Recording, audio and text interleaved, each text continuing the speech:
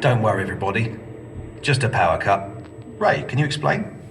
Power cuts happen from time to time when the railway was operational. We could draw power from the next station along to keep everything running. And of course, us guys in the engineering teams always kept the trains and track in good order. Okay, on we go.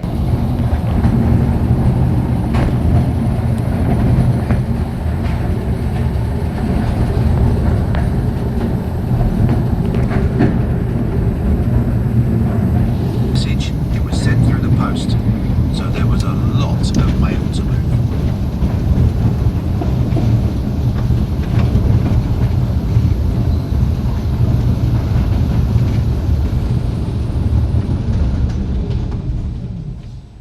Trainloads of mail arrived at every station, every few minutes, with less than 60 seconds to unload and reload.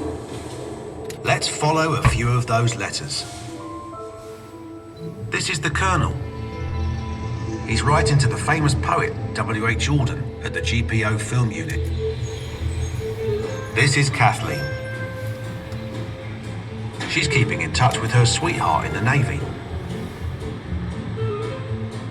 And this is Mary. Her letter is very special because it's going to a princess.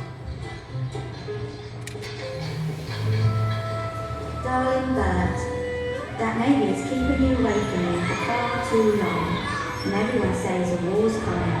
I do hope they're wrong. Dear Mr. Postal, I feel compelled to express my admiration for the work on the recent film about the night mail postal station. Dear Princess Elizabeth, I am sending you a birthday card because my birthday is on the same day.